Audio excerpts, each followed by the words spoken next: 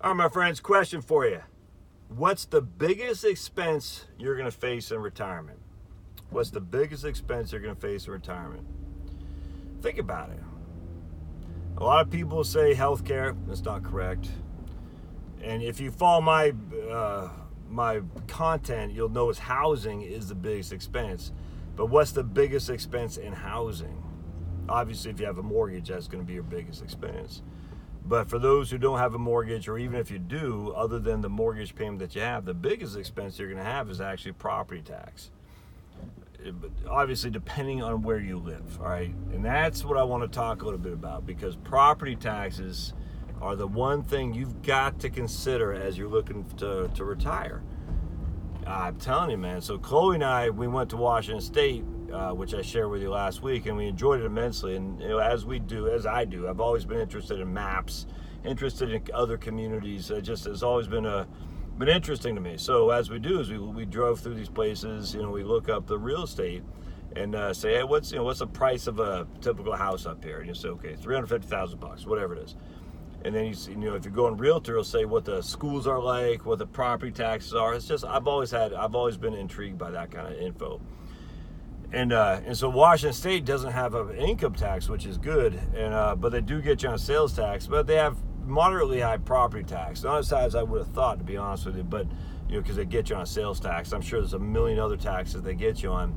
But property taxes aren't cheap out there. They're about similar to, I'd say a little bit similar to Georgia, actually. $600,000 house probably paying $7,000 in property tax, maybe a little bit more. In Georgia's probably, it's probably depending on what county you live in.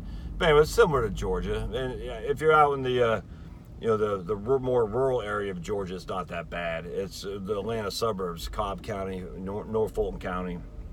It's pretty bad. Now, there are some counties here, Cherokee County, Forsyth County, the property taxes are much lower for sure. But anyway, the point about this is that property taxes, I don't think, get the appreciation of an expenditure that you have in retirement that it should be. So let me give you an example. When we lived in New Jersey, we lived in South Jersey, and we're looking for homes. And we looked for homes in Pennsylvania and New Jersey. And everybody and their mom were like, I know you're going to move to Pennsylvania because it's cheaper there. And I was like, it's actually not. If you look at the fact for property taxes relative to the cost of the home, yeah, the PA property taxes are cheaper, but the homes are more expensive. In fact, we went out to like Downingtown and Westchester, and there's another little town out there. I liked it quite a bit, but I keep forgetting what the name is. But anyway, and the prices on the houses out there were higher than they are the prices in New Jersey. And the reason for that is because the property taxes on the houses in New Jersey were higher than they were in PA. And so it's just, it's just, kind of can ebb and flow. Lower price, higher property tax, higher price, lower property tax, so everything goes, just like levels off. And a lot of people don't realize that. In fact, it's interesting because in New Jersey, the train was only 10 minutes, from where we lived in Haddonfield, the train 10, 15 minutes away. Or in Downingtown and Westchester, the train you had to take the SEPTA, a crappy train system. The train was 45 minutes to an hour, depending on when you got it. So it's interesting. So everyone's like, I can't believe you moved to New Jersey. So you don't understand how this works. In New Jersey, the property taxes are high, but the prices relative to PA are lower, for sure. But here's the problem. In Pennsylvania, once you pay off your mortgage, you have low property tax. So even though your houses are higher, once the mortgage is paid, you don't have to keep that bear over your head called the property tax. In New Jersey, you still do, but it's much cheaper than it is in New Jersey. In New Jersey, even though the prices are lower, you still have to pay that property tax. So our mortgage, I can't remember what it was. We'll just say $3,000 is what it was, of which $1,000 of that was going to property taxes. All right, so $2,000 was going to the mortgage, but $1,000 was going to property tax. And again, I don't think that's quite exactly what it was, but pretty doggone close. And so once we had that mortgage paid off, we saved the $2,000, but we still have $1,000 a month going to property tax. And that's basically the extent of Charlotte's Social Security payment. Would be $1,000 a month or so. So property taxes right there consume all of my spouse's Social Security payment. So now we're living off my Social Security payment. This is assuming we're retired, and whatever we have saved away in our 401k IRAs and whatnot. That's a challenge, man. I'm just checking because I'm going to PT and I'm stuck in school zone. That's a challenge. I mean, because if you think about it, in PA, while we have a higher value of our home because it costs more, once the mortgage is paid, the property tax will be $500 a month as opposed to $1,000 a month in Downingtown or wherever you choose to live, and that's $500 a month will be covered more than substantially by Charlotte's Social Security. Anyway, so I was looking up some real estate up in Maine, where I'm from, Connecticut. New England's always appealed to me, but I'll never move there. It's just too cold. But anyway, I was just looking up because, like I said, I enjoyed doing that. In fact, it's funny, when I was a kid, I used to go to the library, and I've always loved minor league baseball, and I've always liked looking at the various towns that have a minor league team. Toledo Mud Hens, the Birmingham Barons, where Michael Jordan played for and whatnot. It's always been fun to me to look up these towns and just read the sports pages of those towns. In the library, you have to do the microfilm or whatever it's called. And then, long story short, I've always enjoyed doing that. So I've always also enjoyed doing is I talk to clients, and they live in Huntsville, Alabama, or Lakewood, Colorado, if that's even a town.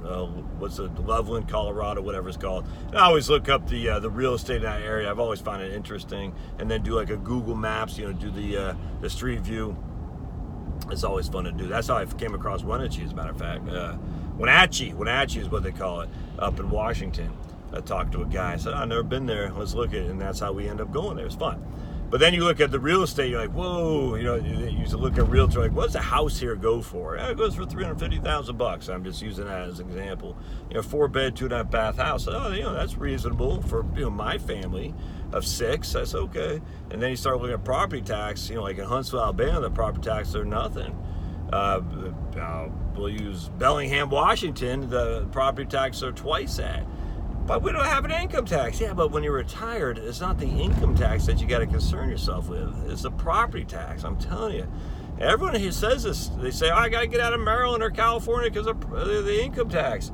The income tax isn't the problem. New York, I got to leave. It's not. It's the freaking property tax. I'm telling you right now. I don't care what state you're in, the income tax is the least of your concern of all the expenditures. It is the property tax. I cannot stress this enough, which is why you can't retire in New York. You can't retire in New Hampshire. You can't retire in New Jersey. Connecticut, I couldn't believe it. I was looking up some place in Connecticut. I was like, man, how do people afford this stuff in retirement? I don't know what kind of homestead exemption they have. I have no clue, but same thing with New Jersey, with New Hampshire. These places, New Hampshire's got no state income tax or sales tax, so they get you on property tax. Well, again, when you're retired, you're not paying a whole lot of income tax. You're just not. You're probably not even paying that much in terms of sales tax. I mean, in New Hampshire, there is no sales tax, so you're not paying that. But they're going to get you on property tax. Now, in Tennessee, there's no state income tax, low property tax, so they get you on sales tax. Well, there's a remedy for that. You grow your own. Go down to Georgia. Go over to Kentucky, depending on what side of the state you're on. But it's the income tax that everyone worries about. The income tax is nothing. Never mind living in a no state income tax state. Living in Georgia, there is hardly any state income tax once you're retired. California, just on issue. It's New York, not that big of a deal. New Jersey, not a big deal. Rhode Island, not a big deal for most people. It's not, because most people aren't freaking making 6 figures when they're retired. So it's just not that big of a deal.